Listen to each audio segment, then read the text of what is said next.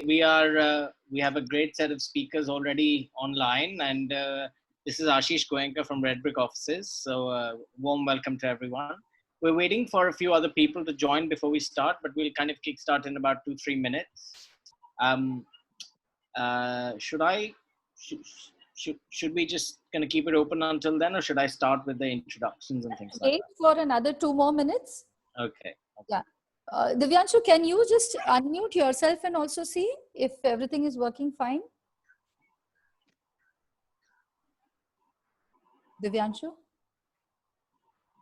I'm trying to unmute Divyanshu. It's not happening. Rachna, she's saying she's unable to join. He's unable to join. Just a second. Give us a second, please. Okay, but I thought I could see him. Yeah, Okay, we can see him here.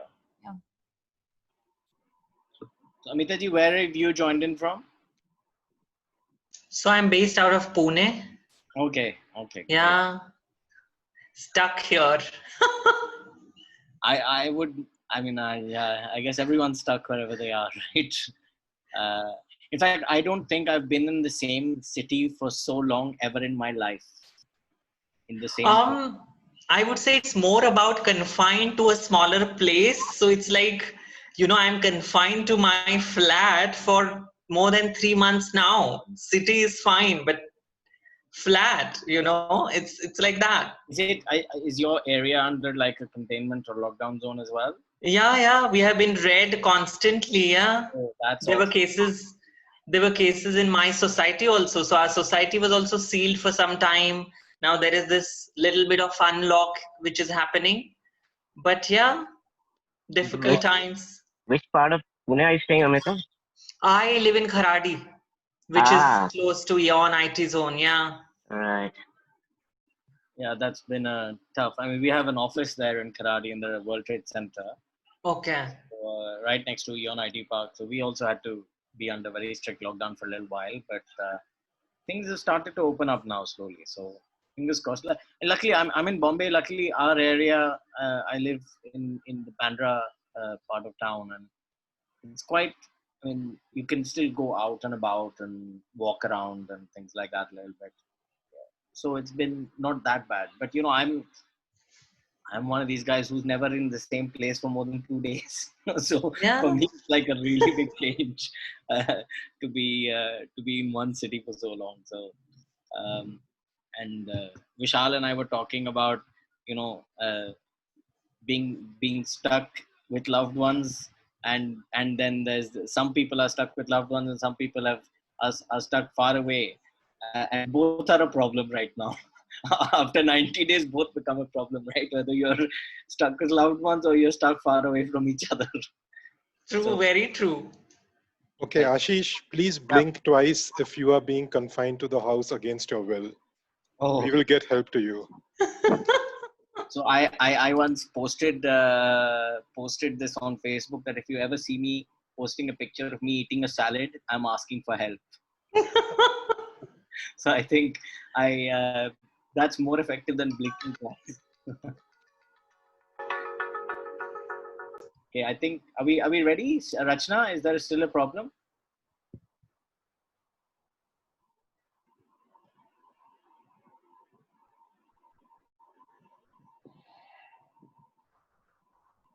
Hi participants, everyone. Please, thanks for being patient. We're just waiting for one of the speakers to join. There's been another 2 minutes. Actually, probably some problem at Zoom at his hand. He's just restarting the laptop and joining again. So in the meantime, I think Rachna, it's almost 7-8 minutes past 5. Should I just start with the introductions, and then by then hopefully so whenever the joins, we can introduce him and then we can start again. I think he'll join in the middle of it, so that's good. Yeah. So guys, thank you and welcome again, everyone. This is Ashish Goenka. I run Red Brick Offices. We are a community-based co-working space. We run co-working spaces across Mumbai, Pune, Hyderabad. A little bit of history. We actually started co-working in India under a name called Bombay Connect, which was one of the first co-working spaces, and it was a space for social entrepreneurs. So we created a co-working space for social entrepreneurs in India, and in partnership with a company called Unlimited India, We ran a lot of, we incubated a lot of very young startups dealing with social causes, including a lot of causes to deal with diversity, inclusion, LGBT rights, etc. So, that's 2008. Fast forward to 2020, and we're all stuck in our homes. But that doesn't mean we can get together. We can't get together. That doesn't. It's in a virtual setting, but we're all together. And I really thank everyone for making it. And more importantly, I'd really like to thank my panelists, who I'm going to introduce in a minute. So I'll what are we talking about today? We've done this last year as well, and we had done it in person with Eklavya in one of our centers in Pune, and it was a really wonderful session. And I told Rachna, who kind of is really the architect of all of this stuff that goes on in our organization, about getting people together, about community building, and activities like this. I told her that we have to do another one, and let's do it online. And one of her things was that there's so much happening online. How do you differentiate? And I said, well, we have to find a way. And I think between her and Aklavya, they have managed to put together a really, really amazing panel to talk about what we're going to discuss today. And really, that's what I think is amazing and is the differentiator. So I hope you all enjoy the session. So I think I'll let Eklavya talk about what we're going to talk about today. I'm just going to give a quick intro of each of the speakers and Eklavya, and then hand over to Eklavya for actually driving the session forward. So we have ladies first, obviously. So we have Miss Amita Karadkhetkar. She's an IND evangelist, a vice president of a site head quality assurance for a captive of a major global bank. But she's also a seasoned technologist, and she describes herself as a caterpillar turned butterfly, identifying as a human. I don't know how to speak in this lockdown, so apologize for that little mispronunciation. But Amita is very, very popular on social media, as we heard earlier from Vishal as well. She's very, she's, the activist in her comes out in a very different way in social media. So I'd encourage all of you to follow her. I've been looking up her posts recently, so very interesting. We have Mr. Ketan Kapoor, who is an HR consultant with Siemens. He's one of the senior directors there, Siemens India. He's also a serial entrepreneur. He's a part of the advisory board of PMI Pune Deccan Chapter, the CXO Club, and is associated with Skill Council for Person with Disability and supporter for all over India. So, welcome, Ketan sir. Thank you very much for taking out some of your time to take part in this esteemed panel. We also have Mr. Vishal Pinjani, an out and proud gay individual, founder of Abhiman Kolhapur, an NGO from LGBTQI people in Kolhapur. He's a life coach. He's also a bookseller and a TEDx speaker by passion. And right now he's suffering from lambi judai from his loved one. So please be kind to him. And last but not the least, Mr. Divanshu Ganatra, who's managed to join after all the IT problems. I apologize for that, sir. An IT geek, an adventure sports enthusiast, a musician, but most importantly, a clinical psychologist, a serial entrepreneur, and a behavioral facilitator at the Yellow Brick Road, and founder of Adventure Beyond Barriers Foundation. And I have to talk to you about some of these later on, Mr. Ganatra. I really have to thank Rachna and Eklavya for putting this really amazing panel together. Now, Eklavya needs very little introduction. He's missing some wisdom teeth today, so you'll have to be kind to him. He might be a little soft on the mic because he can't open his mouth too wide, but he is not only a prolific public speaker and a versatile panel moderator. I've actually seen him in action at many of our events and many other events, and he's you'll see what I mean. And he's also an international management consultant and engagement manager with his initiative, which is one management consultant. So, Eklavya, with that, I will hand over to you. Good luck with your teeth, but I'll hand over to you and let you drive the rest of the session. And you guys know what to do with the video and all in terms of how to manage that. So I'll leave it. I'll go on mute now. I just want to say really thanks a lot to the speakers, and really looking forward to the session. Thank you so much, Ashish, and thanks a lot, Rachna, for organizing this. It means a lot to us, especially because we did this last year around the same time. And the unfortunate thing with most initiatives is that they fizzle out soon after. And when I got the call from you earlier this month that you wanted to continue it this year and the next year and in between, it's just so encouraging that you're not just taking a stance, you're not just taking a stand when it seems worthwhile. You're willing to keep the conversation going, because that is something which is truly required, especially in today's day and age. So thank you once more to both of you, to all the team at Red Brick for organizing this, for having us on. And many thanks to all the participants and attendees who are joining in. We hope you have an insightful session, because if you really want a diverse panel, it doesn't get more than these 4 individuals that we've had today. So one other thing before we begin, I think all of us are familiar with Zoom now, pretty much. I think this has become our new WhatsApp during the last 3 months. So there is a chat window available. Introduce yourself on the chat window. Use the time for networking as well if you would like to do that. More importantly, definitely use the chat box if you would like to pose any questions to our panel, and we would be more than happy to try and accommodate as many of them as we can. Okay, now with that, since Divyanshu joined us the last, and I hope he doesn't face any more technical glitches, let me just start with him while we still have him over here. Divyanshu, Ashish introduced you and spoke a lot about some of the things that you're credited with. Just add for everyone's benefit that all of these things can also be prefixed with the words India's first blind. So whether it is India's first blind solo pilot, whether it is India's first blind tandem cyclist, whether it is the first blind Indian person to summit Mount Kilimanjaro, you've done too many things in too little a time. Most of us are not able to lead such a rich life as you have done. And again, it's interesting that this is not something that you were born with. Now, tell us about that, because Divyanshu, you've managed to transform something which comes across as a life-threatening adversity, which also, because it happened to you at a later age. So it also comes with a lot of anger, perhaps. And again, I'm just talking about here without really knowing anything of what it must have been like. But how did you take all of that and somehow decide that I'm going to transform this into an opportunity?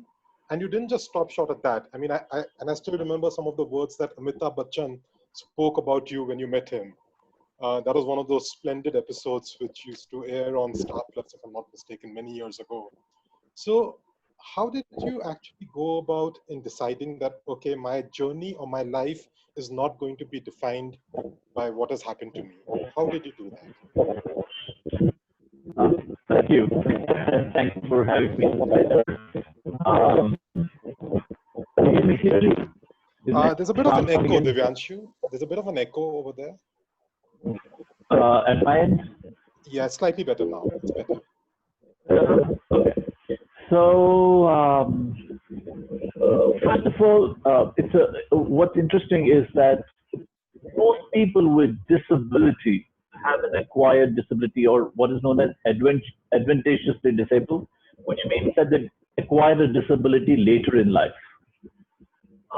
Very few people, about 20% or people, 20-25% or people are born with a disability, rest acquire it through their lifetime. And that's the most amazing thing about disability, that it's the most inclusive of all communities in the world. It does not matter whether you're poor, whether you're rich, whether you're Hindu, whether you're Sikh, Muslim, Christian, doesn't matter. It's the most inclusive community, and I was included in this community at the age of 19. Of course, when you suddenly land into a foreign land and you don't know the language, you don't know the rules, you don't know anything about this new world you have found yourself in, you go through a lot of anger, you go through bargaining, you go through sadness, you go through grief. So it's it's like multiple stages, and you go through all of them, but you also reach the stage of acceptance. And since disability, there's two kinds of losses. One is a finite loss, and the other is infinite. Disability is known as an infinite loss, where you have to cope with it on a daily basis. It's not like somebody's death, which after a few years you kind of become neutral to it. It's done, it's past, it's finite. But with disability, you really have to cope with it every single day. There are challenges thrown at you every single day, and you learn to get on with it. But the most critical element of dealing with your disability is really the acceptance of your disability from every iota of your being. And the rest is just about not letting your disability define you, not letting those limitations define you, and only to realize soon that it's not really the disability that's the handicap, but the social attitudinal barriers that are the handicap. I soon realized that it's not that the blind can't fly, but it's the attitude that the blind can't fly that you can't fly, or blind people are not allowed to fly. It's damn easy to fly. It's not rocket science, honestly. It's just a little bit more risky than probably, I don't know. It's definitely less risky than driving a car. That much I can tell you. You take more risk driving a car than flying an airplane. So you just kind of deal with the handicaps that are constructed by the world, the societal handicaps, which you really have to deal with. And lastly, to answer your question in short, it's not really what happens to you, it's the view you take of things, it's the interpretation of things. And if you ask me, there are many worse things that could have happened to me. Blindness is amongst the least catastrophic things to happen to me. So yeah, it's not that bad at all.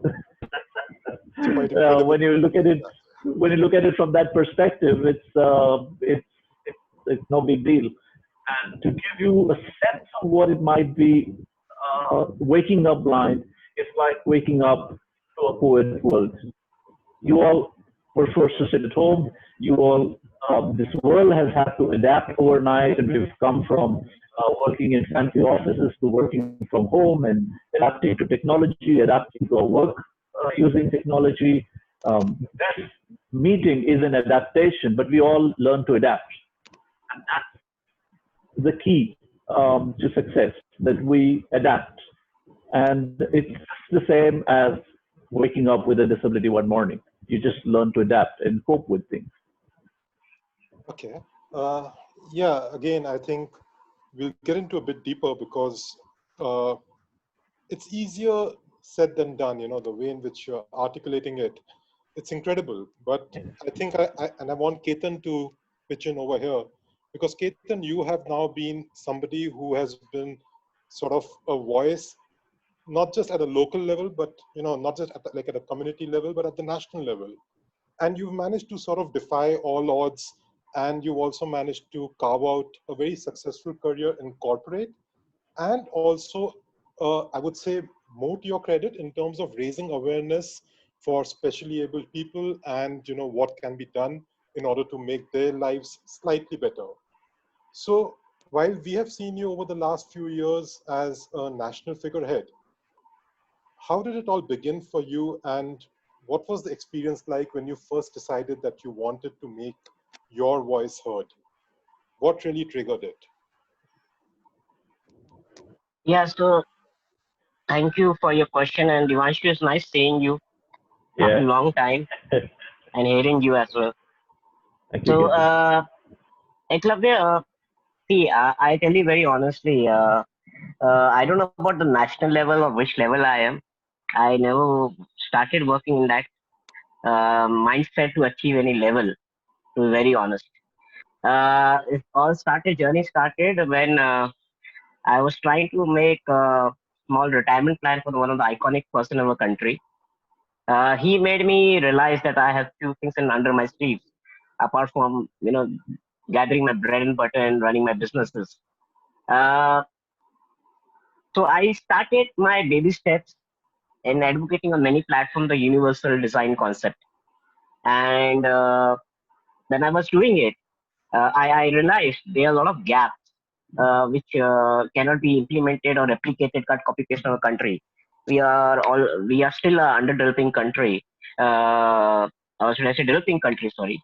In terms of the developed country, where it's coming from, the ROI is very different. So that was my first initial steps while I was doing it. Then I came up with a concept called Design for Disabled. It's a parallel to universal design. I kept the name very simple. The reason was very simple because people could relate to it on a common level at the same time who are familiar with the English literature in a majority part of the population. And these designs are basically which are already there in our ecosystem from pre-British era as well. So which we can still utilize to the optimal usage for all universal ways. That is for any regardless of any size, age bracket, or uh, any sexual orientation people. Okay. So did you really find a forum easily when you started out, Ketan, in Sorry, terms of... you're on the low side. You have to speak slightly louder. My Can you hear apologies. me?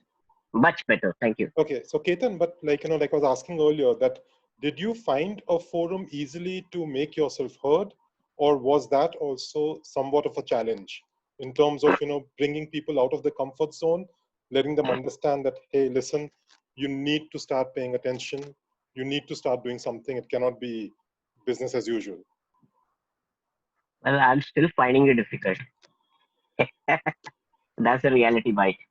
We have not reformed in many ways. I think it'll take many more years. And the challenge is, I don't know what is the right ways of right platform to advocate it, or I think it's a ongoing process. But I feel very strongly it can be accelerated if you go back to the schools where we can make the younger generation, the coming generation. If you look at the case studies of Singapore or any leading Asian countries, they went back to the school where they made it inculcated in the civic sense at the very early days. So for another 20 years, by the time the generation will evolve, and the generation who are listening to them over the period, as a student, as a their children, they will also get in a way influenced by seeing the younger generation being more correct. So I think the answer to the everything is I feel that right now is a time we should go back to schools where this is the right platform where we can make youth change and from lifelong. Because the problem is when we grow to a point, we all get hardwired. It's difficult to eradicate the biases in our mind. So that is my answer to you. Okay, so back to school then, yeah. Amita, taking a cue from that, while we're talking about maybe going back to the grassroots level in terms of the education, in terms of the awareness, let's take one step forward and come to the professional workplace. Now, how do you basically view the D&I activity that's taking place? I don't expect you to speak at a global or, like on behalf of many companies, but even if you see within your own sphere of influence, do you find that D&I is coming out naturally, or is it somewhat being force-fitted, like tokenism? I think I was discussing with you also earlier, like, that corporate India has a wonderful way of, manipulating or working around or finding a solution to anything that they find uncomfortable. So the minute that there was a ruling that you need to have independent women directors on the board, so women directors, okay, suddenly started coming out of the four walls of the family, with the whole idea being that, it's going to remain within the family, they will not question. So there is this whole kind of, again, futility of initiatives, good initiative, poor execution. Where do you think D&I is right now? Is it also in those stages where the intent is there, but the action is coming out more as a force fitment? Yeah, thanks for the question, Eklavya. Thank you, Red Brick, for having me. Good evening, all. Before I get into the question, this is so inspiring, you know, all these trailblazers, Devanshu, Ketan, listening to their stories, it gives me so much motivation. I hope all of you are safe, following social distancing, taking care of yourselves, because all of us are together in this. This is something which we never imagined. Now coming back to your question, so there are these two aspects to it: what has already been done or what is happening right now, and what needs to be done.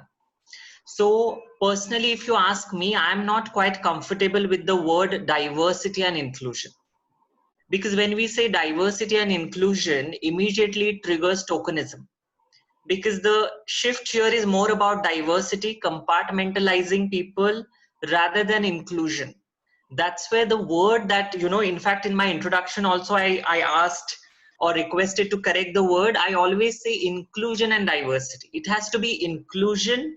And when you think about inclusion, automatically diversity comes into picture. Okay. So where are we right now? Of course, a lot of corporate houses have got ERGs, employee resource groups. These employee resource groups work towards supporting, strengthening the, you know, individuals maybe who belong to directly the diversity section as we talk about it. It could be in terms of specially abled colleagues. It could be in terms of, you know, LGBTI plus colleagues. So that's where these ERGs are really doing really good work to support and strengthen, you know, these employees at the workplace. It could be in terms of legal rights and protection at the workplace. So policy formation, accessibility, all these things are happening, and that's where you know, we should talk about this good work also. Conversations are happening at the workplace when it comes to inclusion, when it comes to diversity. Dialogues are happening, measures are being taken, you know, like the example that you have given. So let's look, you know, go back 10 years, because nobody was talking about such things. Nobody was even sensitized or educated around these things. That's where it was like a norm, you know. So all the, let's say, positions were hijacked by the privileged gender, and it was a common practice. There was nothing wrong with it, and everybody was like, this is how it is, this is very normal.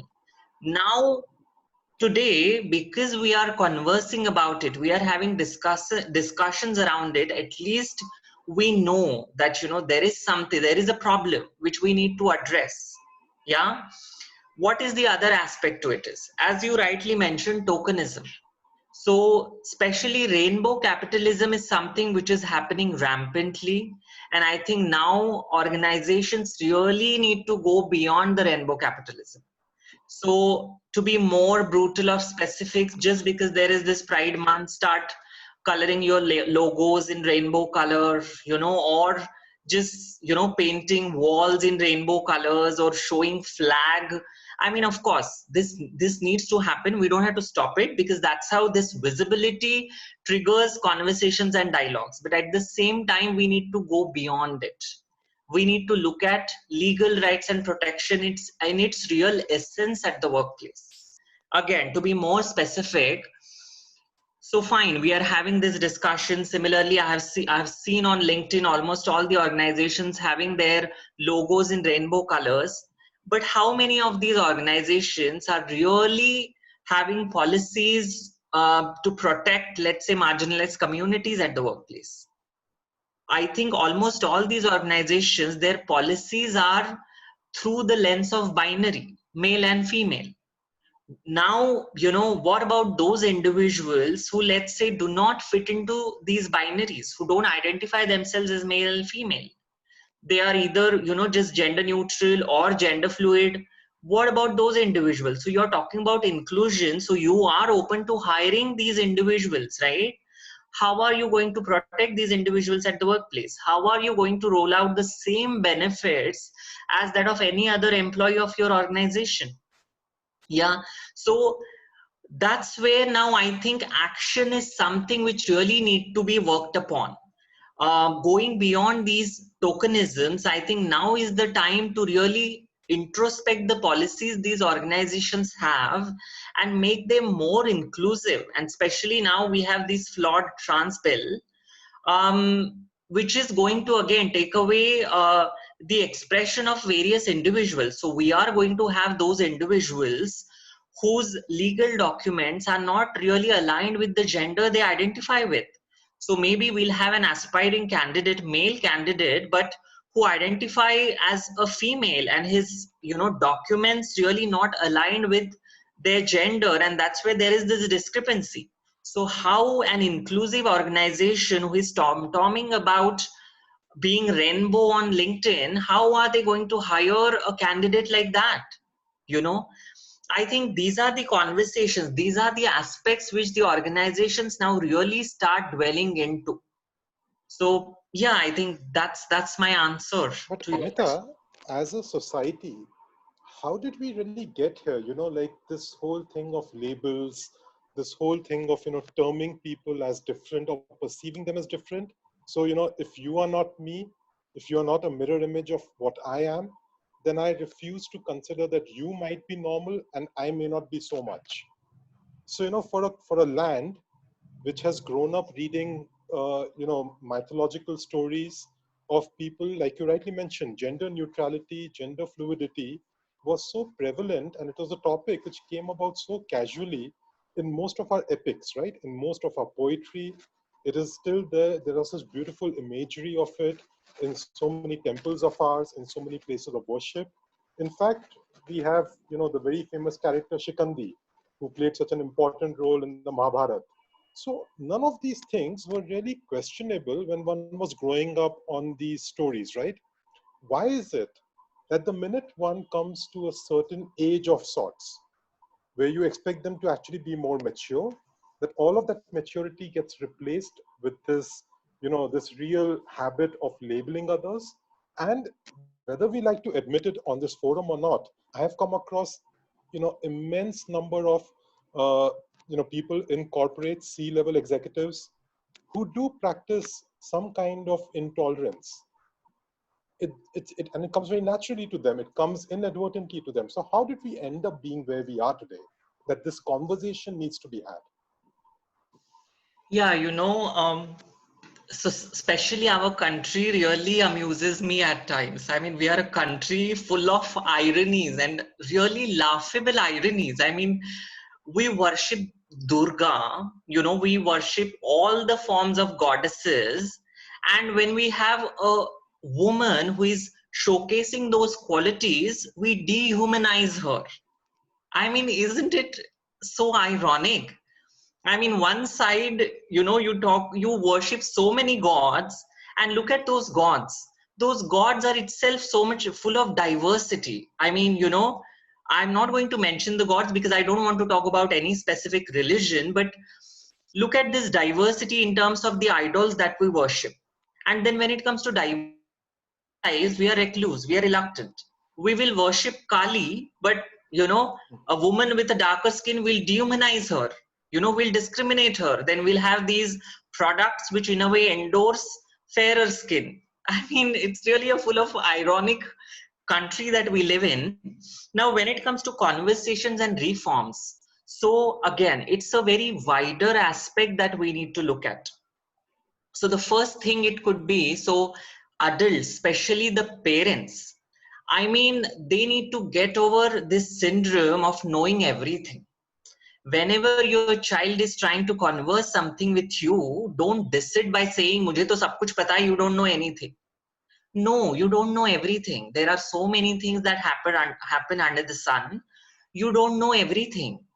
That's where first get over that superiority complex of knowing everything. That will lead to a trigger of you investing efforts in knowing things which you don't know. Internet is such an ocean of information today that we have at our disposal. If you put the right query with the right intent, you will get all the correct information that you are seeking for. That's where these parents, these adults need to invest efforts in knowing things that they are not aware of. Then gender policing that we do in our households. Look at the international school culture that we have. Boys are supposed to like blue, girls are supposed to like pink. Who told this?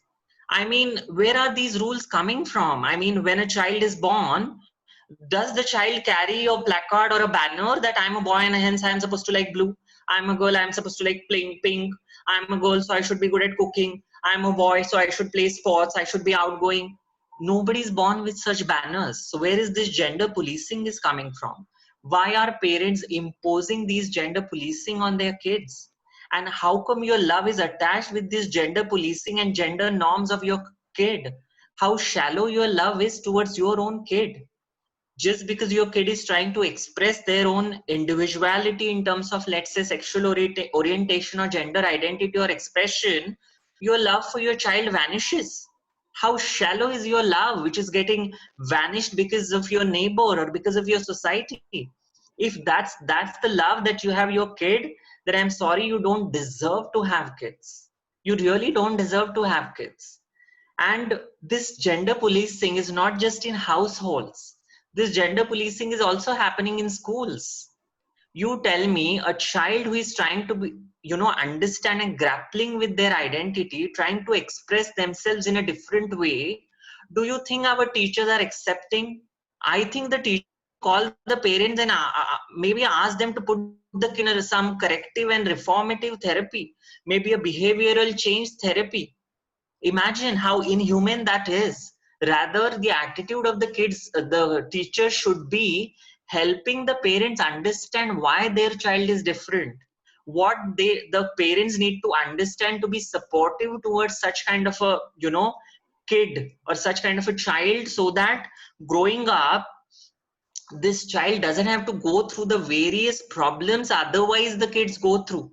So then the medical fraternity, I mean, unfortunately, our medical fraternity is also not educated or sensitized. Of course, there are some really good informed practitioners, but that's where parents will need to seek for the right support. Otherwise, if parents, teachers just bump into some wrong medical practitioner who is not informed, not well read, that individual will tell the parents that, because your child has traveled abroad, that's where the child has picked up this disease from, or this is some sort of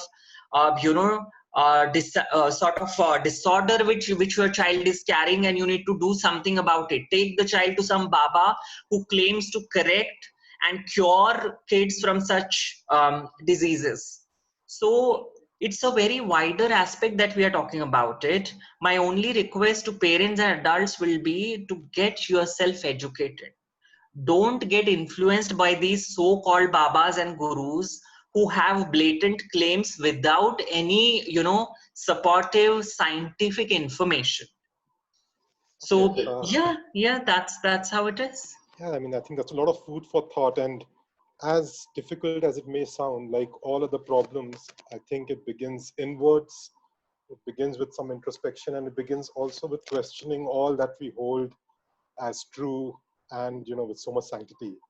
Vishal, since Amita just mentioned that, I think tongue-in-cheek, the disease or the, disorder part of it, how do you eliminate the stereotypes that are associated so blatantly with, your sexual orientation? So how do you eliminate or educate these stereotypes? And the interesting thing, the reason why I'm asking you this is because I've read enough number of places you being described as a gay bookseller. What is the need to define you as a gay bookseller? What is this, overwhelming desire on the part of media to label you as somebody because it makes for good copy? A gay bookseller from Kolhapur. Vishal, are you there?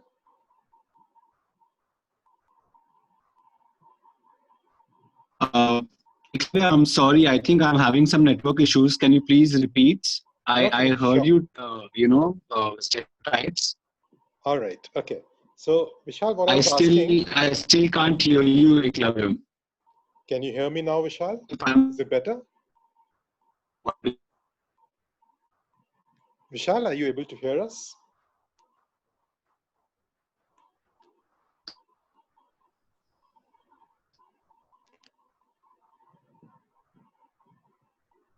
Vishal, you're not audible. Okay, we'll come back to you in a bit. Rachna, may I request you to just Yeah, speak to Vishal yeah, and yeah, if you we'll can just take sort care it of out. it. Yeah, you can continue with this. We'll speak. Okay, all right. Okay, Divyanshu, coming back to you. So now, somebody who has been working in the OD consulting space for so long, and you're doing a number of initiatives with some of India's largest companies, some of the biggest firms. Uh, how much of D&I, we spoke about diversity and inclusion with Amita just now. How much of it are you witnessing when you are working, when you're engaging with your clients? Then how often are these conversations coming up? Because what happens is that unfortunately, I think like we were discussing some time back, uh, we are accused, so corporate India often gets accused of focusing too much on diversity and very little on the inclusion part of it. So what are your views on this, considering your extensive consulting experience? Devanshu, you're on mute. I'll request you to unmute. Can the host unmute me because I'm working on a Yeah, you're different... done. You're done. It's unmuted. Eklavya, just like in the past 5 years, I've only spent time with my foundation in the space of inclusion and diversity. So I completely agree with Amit sir that it has to be inclusion first, diversity is just an outcome. And when we talk about inclusion, it's really about mindset, it's about understanding of biases, it's about dialogue and everything. And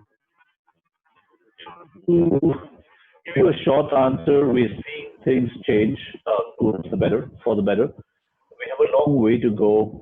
We're definitely a long way to go because we're just starting conversations now.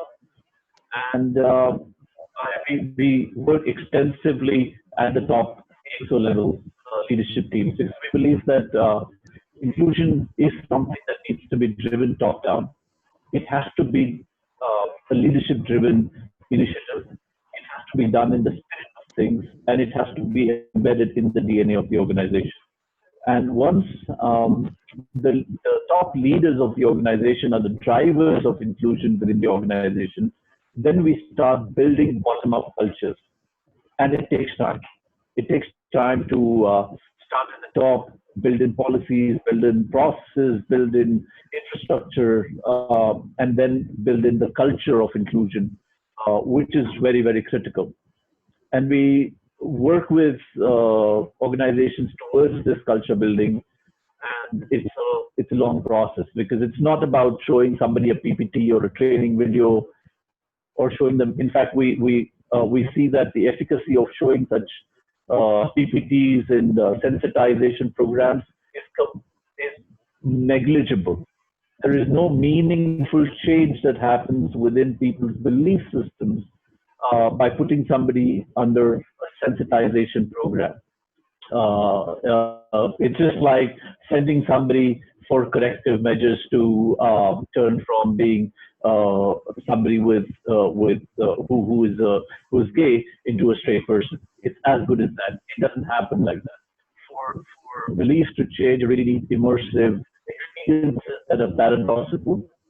And we see that companies are more and more now engaging with our foundation towards this long-term investment in building cultures of inclusion. And there's a long way to go. I totally agree. There's a long way to go. There are many who come to us saying, just do this piece, and we see that often some of it is just as a check mark. And what helps is really to help them understand to move beyond those check marks. What's important is dialogue. What's important is empathy. Fundamental foundation of things, because while we say these are all things that are important, they're important to me because I'm somebody with a disability. They're important to somebody who's a woman because, again, gender issues. Somebody may come up with saying, but gay issues are important. Now, it's very important to understand that we all are hypocrites. We all have double standards. We all are not aware of all the possible minority communities. And what's important is really dialogue and empathy. Divyanshu, So we're seeing some positive changes there. Yeah. Devanshu, while you said it's a long journey and you're still seeing some kind of, green shoots, would it be possible for you to share any example with us? Because again, I think like you rightly said, most of us are blissfully unaware of how many minorities or marginalized sections exist even within the workplace. So just to shed some light on this in terms of, anything that you might have come across, which you feel could be sort of a good template for all of us to learn from, and to do a little bit in our own little way in which we can influence the management, in which we can influence companies that where we are working with. Any instance that you could possibly share with us? I have hundreds of instances, Eklavya, from the past, specifically in this area. But what to give you a context of what I mean by paradoxical beliefs, what I mean by putting people in all kinds of experiences. So what we do is we work with a senior management team in inclusive outdoor experiences, specifically in the adventure sports arena. So we get people from the leadership bands to come and climb a mountain alongside people with disability. They come and cycle with us alongside people with disability. They run marathons. They do all kinds of outdoor experiences. So, for example, let's take this Jan 2020. We started off with 150 CXOs from Fortune 500 companies like Dow, Bank of America, Accenture, and all the CXO level bands, leadership teams ran alongside 150 persons with disability at the Tata Mumbai Marathon. Now, interestingly, for almost 90% of them, this was their first-hand experience of engaging with the people, somebody with a disability, as an equal, and a social event, and just getting to know them, just getting to run alongside them. By the time the marathon ended, these leaders came back with such a drastically different perspective on disability, on persons with disability, on their abilities, on the potential that there exists within this talent pool. Because before this, they never really had a first-hand experience. They never really had a non-awkward conversation. Forget a non-awkward. They never even had a conversation with somebody with a disability. And that was the starting point. By February 15th, this happened on Jan 19th. The Tata Mumbai Marathon happened on Jan 19th. By February 20th, which is just about a month into the marathon, we have already reached 40 people with disability, with these organizations. Organizations had done their audits of the physical infrastructure, digital audits. We started work with them on policy changes, and we started work with them on culture change experiences for their entire cohort of employees. And of course, had COVID not happened, the number that we were looking at just from the TMM, one single experience, we were looking at 3,568 new job positions for persons with disability. Wow, that's fantastic. So we really believe that it's dialogue, it's empathy, it's experiences that really are at the core of discrimination or at the core of all of this. Because if you look around, how many people with disability do you know? You didn't go to school with them. You don't see them in public spaces. You don't see them around. So you just don't know. You just don't know that there are 200 million people with disability in this country alone, but you don't see them. And hence, you believe there are very few. What you see in media or in mythological stories, you don't have mythological story where the protagonist is somebody with a disability. You don't see movies like mainstream movies like, let's say, Lagan. Look at the person with disability and look at what he's called. He's called Kachra. So you don't really have a friend, you don't have somebody as an equal, as a peer with a disability for you to change your mindset about. And for mindsets to change, you really need to have experiences which are in line with shared belief. So that's what we went, and it really was.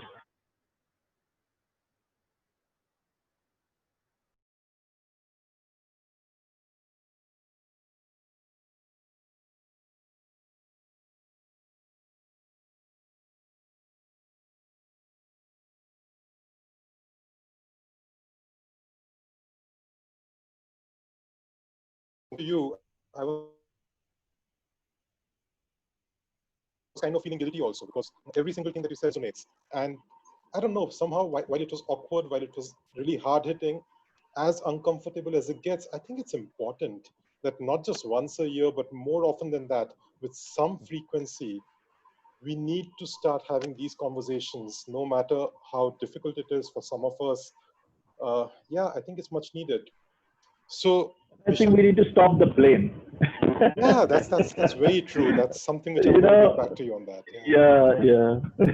While we have Vishal, I can still see him online. Vishal, very quickly before you again leave us in the lurch, what I was asking you earlier that, you know, coming from a small town, it's probably something which defines you, that coming out in a small town, and then you know, I'm sure there are so many stereotypes, there is so much of, you know, those stereotypical behaviors that get associated unfairly or that get tagged you know, within the LGBTQ community.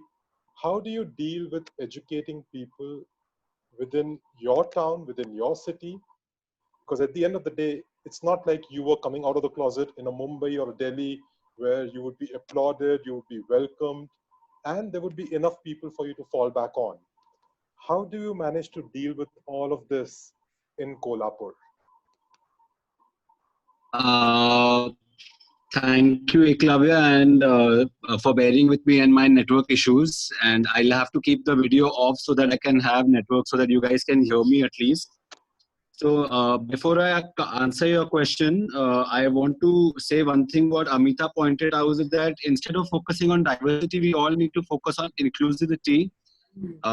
Make sure that there is proper infrastructure, there are proper rules and laws within the organizations, that would make it,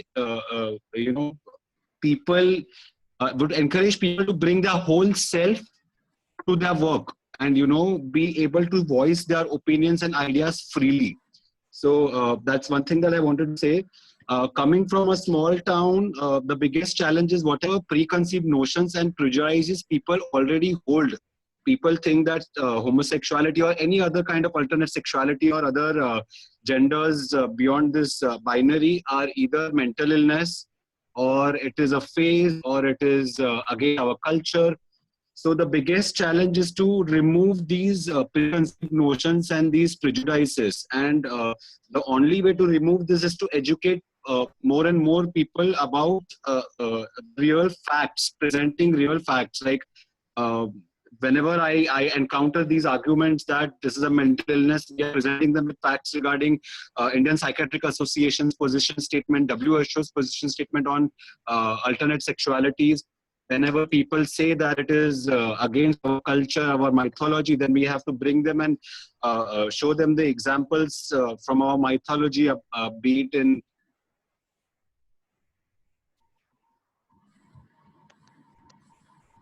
Vishal, are you there?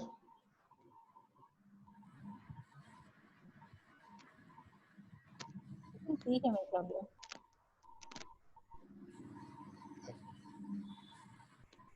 I think he's gone offline again. Maybe. Yeah. Okay. Let's move. Okay. Yeah. My apologies. We seem to have some network issues. Yeah. Okay. Amita, coming back to you, since, I was just touching upon the topic of, having some clear policies in place and about inclusion at the workplace. Now, there are policies aplenty. There are legal rulings that have come out to great encouragement. Despite all of that, have you ever experienced discrimination of any sort? Okay, so Let me put it bluntly. Okay, let me put it bluntly. Is there a glass ceiling for you now? Now, do you feel that there is a glass ceiling for you in corporate? okay. See, the thing is now, so I come from a small town. I was born and brought up in Aurangabad. I have completed all my schooling in a Marathi medium school, and we had certain financial issues my growing up. So I have completed my schooling completely on scholarships.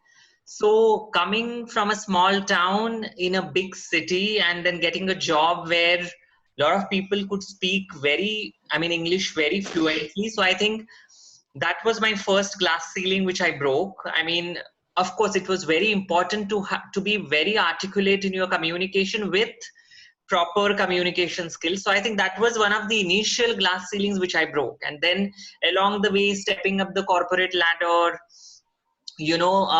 all my erstwhile organizations, it could be in terms of my journey, which led to various policy level changes, acquiring new skills and all constantly.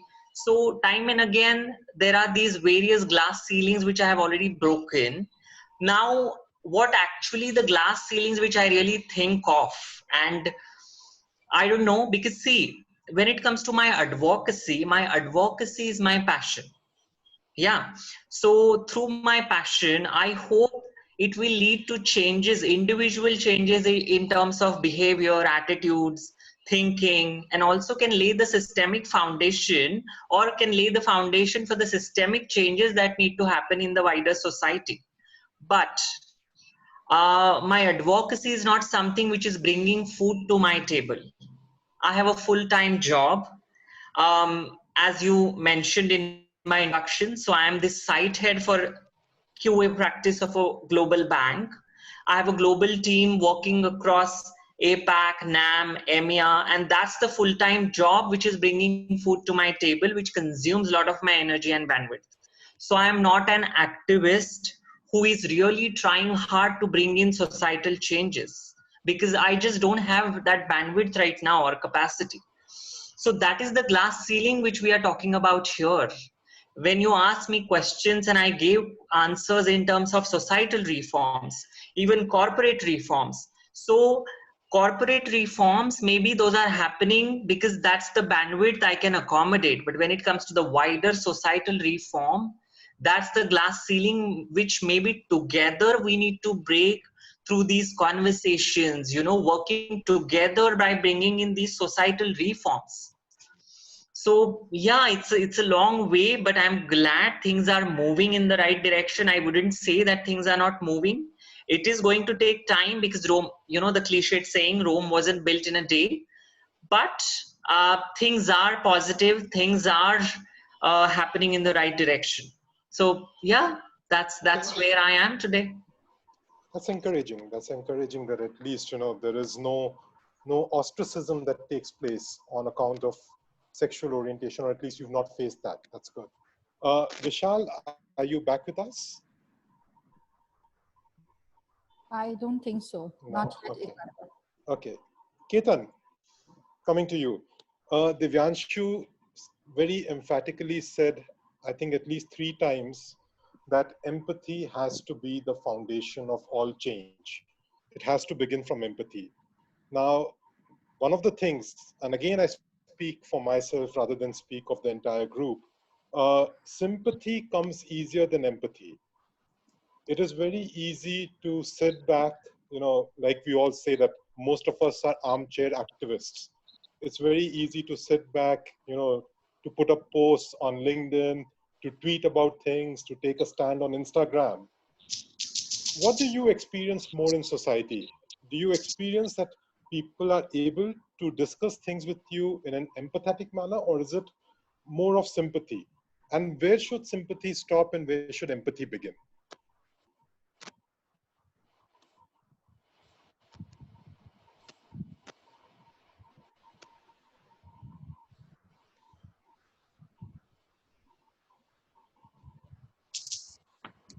Ketan, are you there? Ketan, you're on mute.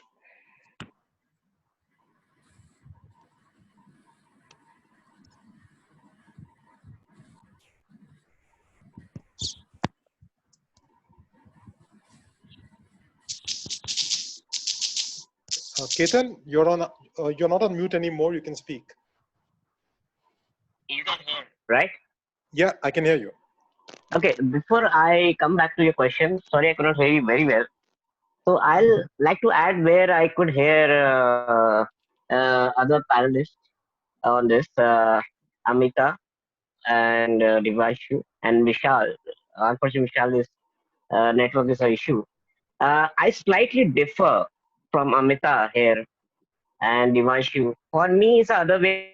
We have to be firstly correctly diversified, then think of inclusion. Our country, we many times hear from 45 kilometers to 100 kilometers, we have a diverse culture, diverse food habit, diverse language. But the question we never say, are we correctly diverse? That is the main pain point. We have been diverse from the historic, way back, years and decades. But are we correctly diverse? That is the question. One of the things Amita said very correctly, the privileged sex, when they're going to cooperate, they're making the policies. That is the gap. So whenever you're making LGBTQ policies or when you're making inclusion policies in the corporates, in the boardrooms, or maybe in the top-notch HRs, I think you should create a think tank from the people who are from that particular section. There's no shame in taking the inputs from them and getting them on board and creating a think tank. You can secure your salary. Do that, no problem. You have your annual appraisals, things aligned, do it. But at least create a think tank which is legitimate and possible to work on a grassroots level with the people. Otherwise, you might create a second pay gap in the world with DNI. Be careful. You might have another posh in another 20 years from now for DNI. What I'm trying to say in a very simple nutshell is people who are from that part of the section of the society. I will not use the word minority or something, is how you look into it. Because if you look globally, in one of my speeches, Amita was also there. If you look at the statistics globally, even from the World Bank, inclusion people are more in the world than normal people because especially able people or disabled, what we say the word, it could be a temporary disability, it could be permanent disability, and it could be an old age disability. And if you look at the total number in the world, the so-called disabled people might be more than able people or so-called able people. Only the problem with the temporary disability percentage, it cannot be gauged because of the shifting numbers. It could be post-surgery, etc., etc., etc. I'll not go to that point in the length. Now, answer to your question very simply. Between sympathy and empathy, sympathy comes more easily. That's what I understood you, right? Correct? Yeah, In a way? right. Yeah. So I'll answer in very simple lines. Okay. Yes, sympathy comes very correctly. The same way Divanshu said, when all the CXO of Fortune 500 started in a marathon, it was a different experience. But the sympathy can only be there for 2, 3, 4 months or 1 year. It's okay to come out of your corporate offices, do an activity, click a selfie, and and just say, oh, these are the normal people. They're working. They are running with the normal people or the corporates or whatever, etc. But empathy you will never lose if you do it correctly. What I'm trying to say again in very small little words is sympathy can be also manipulated by the person whom you're trying to sympathize with. Empathy cannot be manipulated. Wow. Yeah, that's deep. That's true. It could be a long time affair, empathy, if you take it correctly, and it cannot backfire you. If you sympathize somebody to keep him in the corporate or without his skill set, it can backfire you. You should have to understand, sympathy might not get on the table the right productivity and the things for the society. Empathy might get it. If it is correctly empathized in a pattern where it should be taken and delivered and understood and given back to the society. Okay. That is very profound. And I think it's a new take on the sympathy versus empathy debate. And for a change, it is a more logical take on the debate. Wonderful. Yeah, and there was last thing which you asked, which I couldn't hear you because of what you said in the last. Where should sympathy stop? Where should sympathy stop and where should empathy begin from? So what is that, like how does one transcend sympathy and Where the transition towards empathy? sympathy stops and Vishwas, empathy. begin. So I'll tell you one thing very honestly. If you ever gone to in your bad phase of life or unpleasant, if you went to OT Yeah, operation theater, or you must have gone for a OPD. When there's any person comes in the hospital in OPD, the doctor cannot sympathize with him or the yeah, nurses. The sympathy should not be triggered first thing. okay, You cannot treat it correctly if you're sympathizing it. I'm not comparing it a disease or any accident. I'm just trying to make you understand. And everybody here is something very thin line. Why are you sympathizing something which it doesn't need to be sympathized? Why are you triggering it? If it's a bunch of emotions, I understand. But that is the way we have to understand. Sympathy will not go a long way. yeah, Empathy will go. true. We can all try to at least take steps towards that. Okay, And the last thing which I like to add on a very simple note, in today's time, because one of the things with Divanshu said, he came into bracket of disabled in a very later stage in life. I came into by birth on a PWD, person with disability, and mine is equivalent to 100% disability. I have a very simple take on a lot of things that it's a privilege which I have. You might not have, Divanshu might have, you and me might not have collectively. Whom are we sympathizing with? yeah, true. You're getting my point. I read a Absolutely. very Yeah, simple, beautiful line. If God asks somebody, on a very simple note, I'm saying, that you give me your problems, and other people put the same problems of them in front of each other, they will take back their problems. always What the I'm trying case. to say is very simple. Everybody's privilege could be somebody's necessity. Somebody else's necessity could be somebody's privilege. Yeah. And where to sympathize, where to trigger it, and where to end, I think that is the way I like to answer it. Okay. Thank you so much, Ketan. Let me bring in Vishal once again. I think this webinar is more of a hunt for Vishal more than anything else.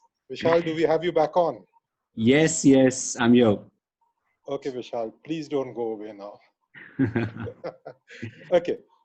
Vishal, before we run out of time, quickly, one question for you, one or two. Firstly, how do you ensure that, now you're an activist, certainly, you're not shying away from that. How do you ensure that your opinion, your personal opinion, is representative of the community that you stand for? And secondly, do you ever feel pressurized that people around you expect you to have an opinion for everything? Or they expect you to take a stand? Because I'm sure there must be times when you're just willing to let it go, when you don't want to take a stance. Because taking a stance comes with its own set of problems, unfortunately. So how do you balance these two? First of all, making sure that your opinion is representative. It's not something which is very individualistic only. And what do you do when you're being pressurized in terms of taking an opinion, taking a stance? So I read the incidents here which happened. There is the skill which was getting touched.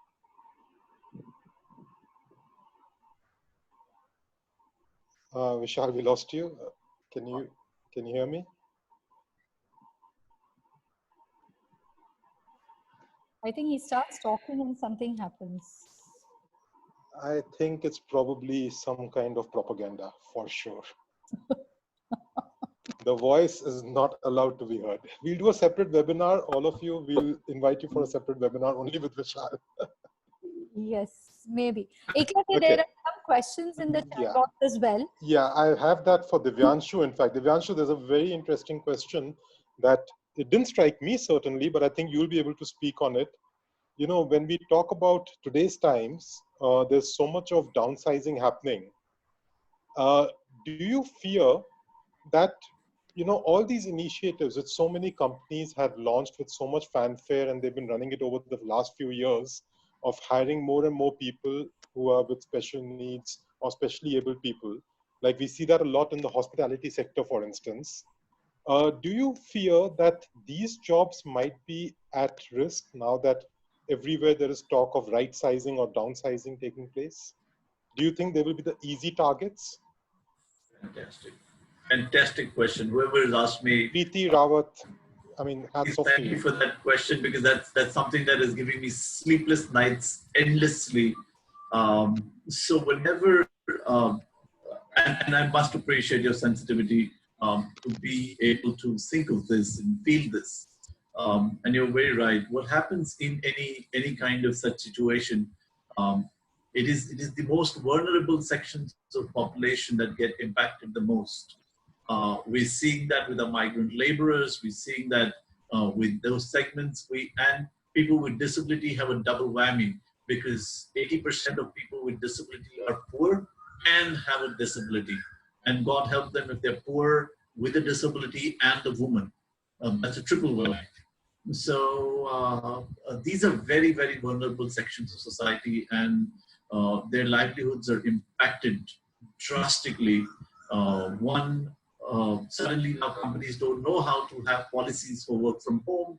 People with disability may not have the right infrastructure to work from home. So hiring anyways is stopped. Now you have, or rather paused. Now you have able-bodied people who are employable, out of a job, looking for jobs. So of course they get preference. It's right now what we're dealing with is complete crisis management. We're hoping for the dust to settle down to see what really happens. But like you said, hospitality was a big industry, and we've taken a major hit there. These 3,000 odd jobs we were talking about, positions that were open, were all in the hospitality sector, and we've lost all of them right now. There is no mention of these jobs coming back anytime soon. And then when you have companies like Airbnb going under, you can imagine what it has done to the hospitality sector. So that's a huge problem on our hands. We also have people with disability who lost their livelihoods. So currently, we with the foundation are working with about 1,000 hawkers from within Bombay, especially Wangli and Chalu and these areas, and they were earning their livelihood by hawking their wares at railway stations or public places, knickknacks and cutlery and stuff like that. And all of them are out of a job for the past few months, no livelihood, and doesn't look like the livelihood is going to come back anytime soon. Not just because of the nature of the situation we're in. People are very, very fearful. They may not want to buy something from somebody now with social distancing and all those norms. So they have lost their livelihood. The other thing that I'm really now also worried about is a large chunk of people with disability are not savvy. They don't have the kind of, they come from rural backgrounds, they don't have very good education. Even if they have a graduate degree, they may not be necessarily your high-end corporate fit. So we have a lot of low-hanging fruits or low-hanging jobs that often we are able to place them, get the foot in, get them to experience that culture, get them within corporates, and then groom them internally. The challenge I see going ahead post-pandemic within the next 2-3 years is there's a lot of work that happened in these 60 days of lockdown in AI and ML. About 10 years of work has happened within these 60 days in automation, and heavy investments were made into automation, AI and ML due to the lockdown. Now with that, within the next 3 years, by 2023, 69% of managerial positions are going to disappear to artificial intelligence. And if 69% of regular managerial positions are going to disappear, you can imagine the impact we're going to have on this segment of the most vulnerable population. So yes, your question is extremely difficult to answer. We have no clue right now, to be honest. We're all grappling, we're all trying to figure out what we can do. Of course, right now it's just crisis management, but we all are practically scratching our heads at this impending disaster that's waiting to implode. So if you have any suggestions, if you have any answers, we are more than happy to listen and see what we can do for this entire population. Thank you so much. That's a very sobering thought. But yeah, I mean, we're just grateful that at least your foundation is taking efforts to do whatever it can. That's at least some kind of ray of hope over there. Finally, before we conclude and we sort of open the chat room also for everyone to speak if they would wish to and exchange any thoughts. Amita, I have one final question for you, and it's somewhat on a similar note. What is your take on, because this is something which is also coming out a lot recently, mental health and mental well-being. And for various reasons, it is being discussed and dissected a lot more nowadays. But especially curious to understand that how does it impact the LGBTIQ community? Because one can only kind of pretend to understand the kind of mental state of anguish that somebody who is at a crossroads with sexual identity might be going through, and then finally to come out and then deal with the social stigma, also deal with the parental pressure or the family rebuke and everything that is so commonly heard. So what are the efforts that the community itself is taking now to bring to light mental well-being? Yeah, thanks for that question, Eklavya, because mental health is something which is all of us are struggling with. Like I mentioned initially, none of us expected something like this. None of us were prepared for something like this. Even none of us has experienced something like this in our lives before. So all of us are together in this for the first time. And intensity of sufferings, we can't really measure. There is no barometer to measure intensity, but all of us are struggling at various levels, and especially in terms of mental health. Mental health, maybe reasons are again different. Somebody might be suffering or struggling with mental health because they are stuck up with their loved ones, as you mentioned, or somebody who are away from their loved ones. Some individuals are worried about their employment opportunities, wherein some individuals are struggling with work-life balance because of this new setup that we all are pushed into. So now when it comes to LGBTI plus individuals, again, the struggles, we can't really say those are grave because there is no barometer, but the nature of struggle maybe slightly is different as compared to other struggles. So of course this lockdown really acted as a reconciliation mechanism for certain individuals because it pushed them with their families. This gave them time to maybe explain their journeys, their struggles to their families, and in a way it worked well for reconciliation. But the number of such individuals is very less. The majority of chunk are those individuals who are struggling. So for example, there are these individuals who are locked down with their families, and the families are really pushing cishet identities on these individuals.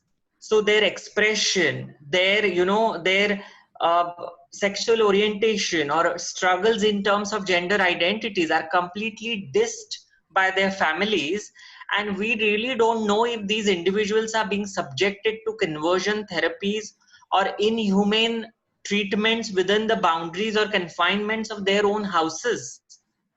Then if you talk about individuals who are on gender transition journeys, then we all know what kind of a medical situation we are in. So there are these individuals who had their surgeries planned. Those surgeries are pushed. There is this uncertainty because the medical fraternity itself is not, they do not have capacity to accommodate these individuals. There are these individuals who have been on, let's say, hormone replacement therapy, who need help from endocrinologists, let's say. They are not getting these help. So difficulties right now are grave, even for the LGBTI plus individuals. Unfortunately, these issues are not being talked about. So the systematic surveys that are happening, let's say for other, sections, like how many people are losing their jobs, how many people are, let's say, struggling with work-life balance. There are these systematic surveys maybe which are being carried out, and these topics are discussed very frequently and commonly. But when it comes to issues of the LGBTI plus community, neither there are any systematic surveys that are happening, nor these issues are being discussed. Yeah. There are certain individuals who are offering online counseling and services, because that's the new normal we are talking about. So I would suggest individuals who are really struggling and need help, try to seek that help which is available online. There are these family counseling also which are happening online. Anybody who really want to connect, get in touch with me. I'll be more than happy to get those individuals connected with the right help if possible. Yeah. Thank you so much, Amita. Thank you for extending your support, because I'm sure there must be people who are looking out for someone to guide them in the right direction. So I think we've just run out of time.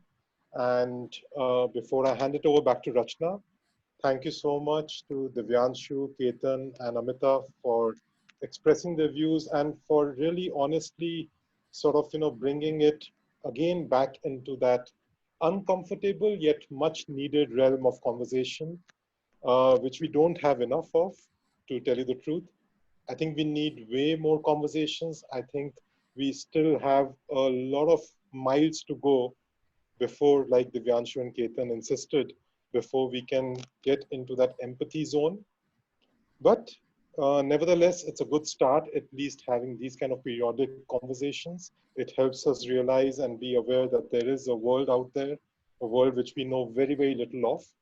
And we just owe it to ourselves to be, like you said, more inclusive, and then hopefully diversity will follow on its own. My deep apologies to Vishal that we could not bring him in.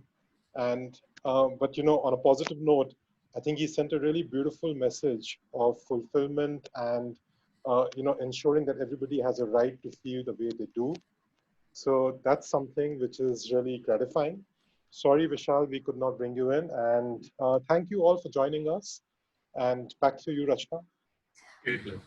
Thank you so much, Eklavya. It was wonderful listening to everybody. Amita, Divyanshu, Ketan, and Vishal. Thank you so much for doing this for us.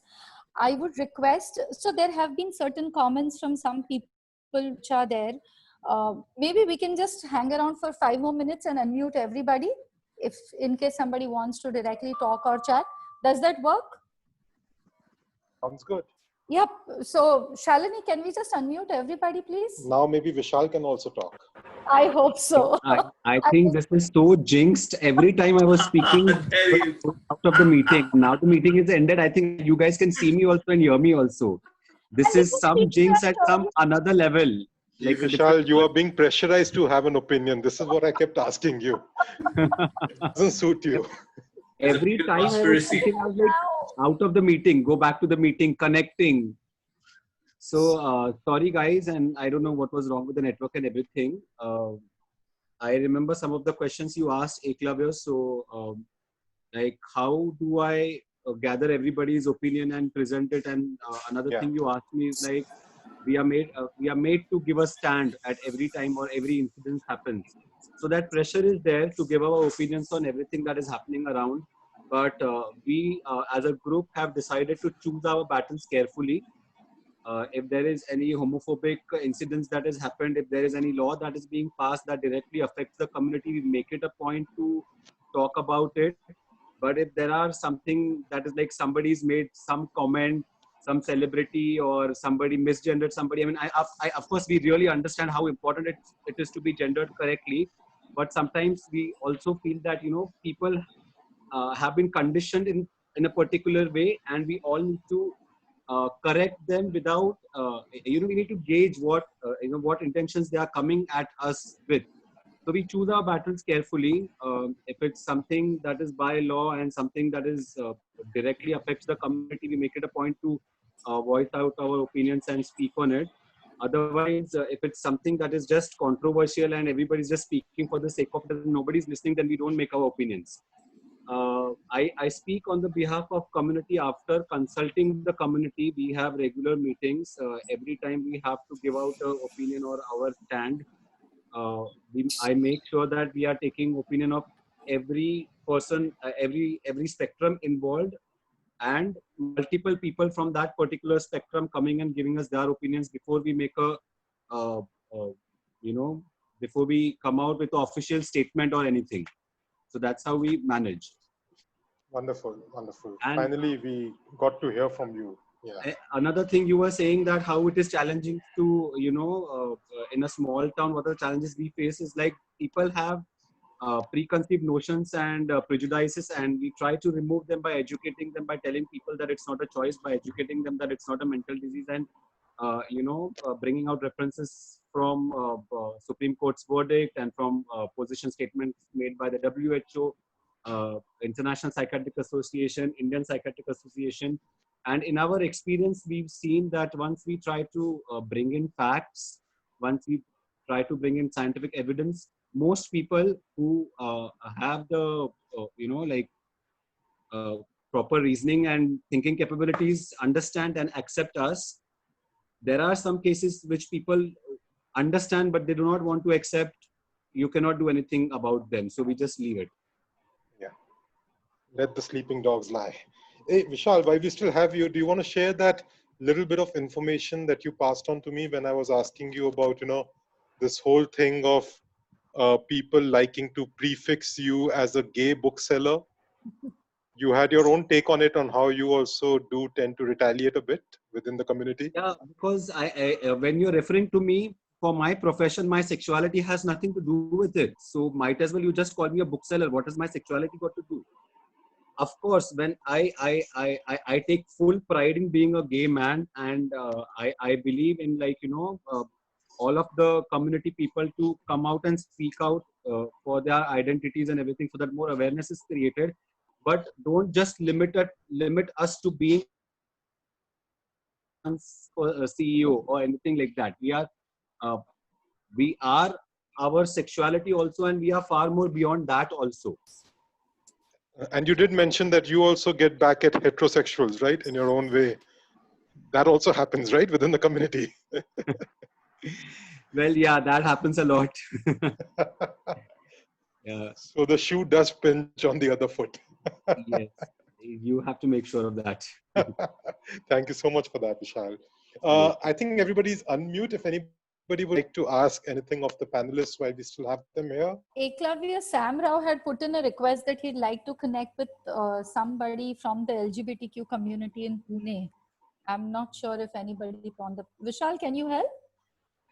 I mean, who is driving a similar initiative the way you are in Pune? Pune mein Yeah, there are let many me explain. organizations. Sorry? I mean, I can just mention a couple of things, or Vishal want. Yes, Sam. Hello? Yeah, I was just saying, I mean, I know Vishal. I mean, that's how I got to know about you people right now. So from the previous group, which we attended 1 month ago. But yeah, no, there are a couple of groups and they are been here in Pune at the community level. Both are very talented and successful for the last many years. But there's some issues between them. So then there is no one taking the lead as far as Pune LGBT is concerned. So different group might organize a different pride every year or 2 times a year or something like that.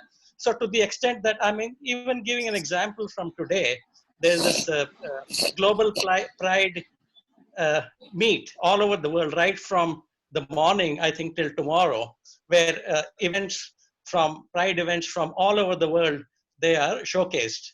And there was this, just before this meeting here, it was the India aspect of it. It was maybe half an hour from 3 to 3:30. And there were all these small towns which had representations, someone talking, someone telling negative things, someone singing, a group dancing, and so on and so forth. But there was no Pune representation, which I found very disappointing. I said, I mean, it's bigger than Raipur or Chandigarh or Jaipur for that matter. And they're taking, so, but it is not that there's no one there. It is that there is a vacuum at the very top. There is no leadership in the Pune LGBT for various reasons, which Vishal might be knowing, or which I don't want to go into because you're in corporate spaces. Yeah. Sam, I got what you're saying, but I think there are many initiatives in Pune which are doing great work. Samapatik Trust has been working since more than 15 years. Mist LGBT has been working. Be Unique is there. So there are many initiatives and they've done some great work. And I think and there are like individual activists who are doing great work. So it might not be possible to all of them to collaborate together and have one big person overlooking everything. But I think that's the beauty of it, right? Like everybody's trying to do something for the community in their own ways, with their own. The purpose is the purpose is to achieve equality and inclusion in society. But everybody holds different values, so they take different paths to achieve those purpose. So all respect to everybody who's trying to achieve this purpose with their own paths and with their own values. I mean, if these values clash among themselves, I don't think it's a big deal. Ultimately, we are all working towards the same goal, and it doesn't matter. Each one can hold on to their values and try to achieve that purpose with their own values. Yeah, that's fine. Perfectly fine. You're highlighting the positive. I'm just highlighting to this group, which might not be aware that, because they have been into corporate D&I and HR and other things, that there is a huge, there is an opportunity at the community level for leadership, for LGBTQIA leadership. And then whoever, I'm just letting this group know that there is a need, basically, because of certain issues in the past. Yeah. Sam, sir, you know what? In the recent, it has always been that any moment has been needing a face. Elections have become presidential style where everybody is focusing on one individual and trying to win for that party. I am glad this is not happening with the community and what goals we are achieving. That's my personal opinion. I am glad that we have heroes everywhere and we are not dependent on one person. I am glad that everybody's opinion is being heard. I'm glad that everybody is doing whatever bit they can do at their personal best capacities. Amita, you are from Pune. I mean, I think you would also be better able to answer Sam, sir. See, Vishal, I so much agree with you and thank you so much for talking positive. One event cannot be a barometer for not having activists, not having representation, and leadership cannot be a measure for the success of any movement. So thank you so much for looking at the positive side of it. And as you rightly pointed out, it does not matter whether there is any leadership or there is no leadership. The movement is going in the right direction. I know individuals who are, activists, and they are activists not to gain visibility or, just get some platform for some brownie points. They are activists in true sense, and they are really working to support and upliftment of the communities. And it's fine if they don't want to have any visibility, because that's not the barometer to measure if the movement is going in the right direction or not. So that's what I want to say about it. What about maybe I'm looking at the other, having different pathways based on those values? Like we all want to achieve the same end goal, acceptance, inclusivity, and representation. But somebody might have different values, and somebody might have different values, and so their paths are different. And there, I know where this, emotion of Sam is coming from, because he's heard stories of clashes between initiatives and organizations, badmouthing each other, and it has happened in the past. But I think the thought around sex, gender, sexuality, activism is still developing. And it's good that these clashes happen. जब मंथन हुआ था, तो जब दोनों तरफ से खींचातानी हो रही थी, तभी समंदर से अमृत निकला था. Like all the good things came out of it. So these conversations, these debates, and maybe even if you call them fights, will, if done constructively and looked at positively, will bring out the best and we will ultimately achieve our end goal. We don't have to give up because there's no one leader looking after anything, or we don't have to be disappointed Yeah, or absolutely. because there's not one centralized system of working. Yeah, absolutely. I'm with you there. One. Great. Divyanshu, Ketan, would you like to have any closing remarks before we all say a bye? Sure. Ketan, do you have anything before I speak? Divyanshu, you can go ahead first.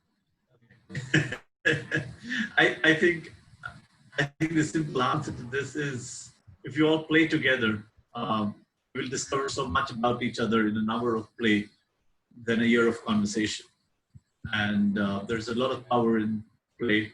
And let's just get together and play together. Can't wait for this this situation to end so that we can all get outdoors and play and get to be friends, because that's what will make a difference and make this world more beautiful for everybody. Thank you, Divyanshu. Ketan? Hello? I think Ketan is having some trouble because he got logged out once. No worries. And Amrita, anything from you? I would just say thank you so much for having me. It was really wonderful listening to all these trailblazers. And so there is this saying, so diversity is about inviting people to the party, but inclusion is about inviting that individual to dance with you. That's where, I would again say it's more about inclusion and diversity. And I think that's where, without compartmentalizing individuals, we all need to look at intersectionality and work. Yeah, thank you. Thank you. Thank you very much. Awesome. Hope to see you all soon. Ketan, are you there?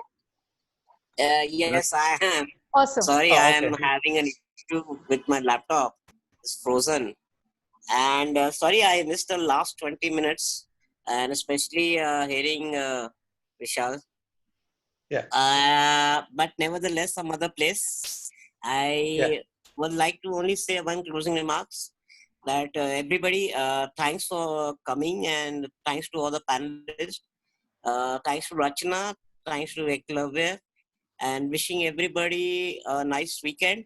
Please keep safe and take care of yourself and your loved ones. Thank you for hearing us out. Yeah.